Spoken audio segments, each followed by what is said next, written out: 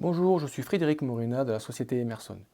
Bienvenue dans ce nouveau tutoriel qui concerne la récupération de chaleur sur les groupes de condensation ZX. L'augmentation du prix de l'énergie et la demande croissante d'installation de systèmes de récupération de chaleur sont telles que nous vous proposons aujourd'hui une information technique avec une méthode pour connecter un système de récupération de chaleur sur nos groupes ZX.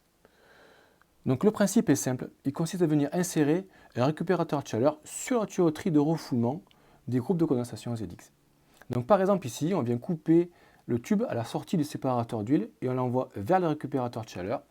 Et ensuite, on revient à l'entrée du condenseur. Donc on préconise la pose d'une vanne d'isolement entre les deux tubes. Également, on préconise la pose d'une vanne d'isolement à la sortie et une vanne d'isolement à l'entrée du groupe. Donc pour les cas de production d'eau chaude sanitaire, on préconise le pilotage de la ventilation du groupe pour plus d'efficacité. Donc il faut simplement amener un contact sec venant de la commande du récupérateur de chaleur vers le ZX et le câbler sur le DI3 du groupe sur le contact 9 et 10. Et donc lorsque le contact se ferme, la ventilation s'arrête et lorsque le contact s'ouvre, la ventilation redémarre. Donc pour activer cette fonction, il faut modifier deux paramètres sur le régulateur du groupe. On a le paramètre P02 qu'il faut régler sur 15 et le paramètre R07 qu'il faut régler sur ES.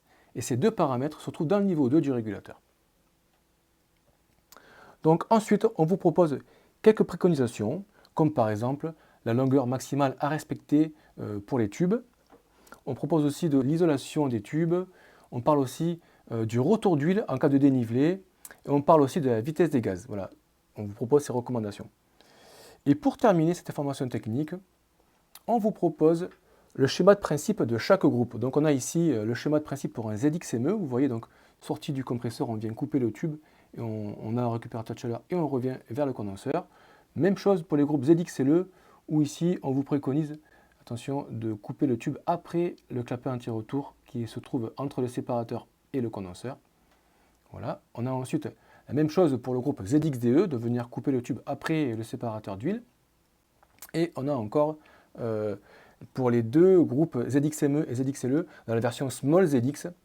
Donc voilà, même schéma de principe, on vient couper les tubes et on revient vers le condenseur.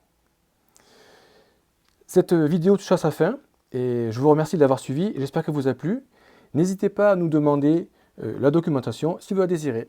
A bientôt dans une prochaine vidéo. Bye bye.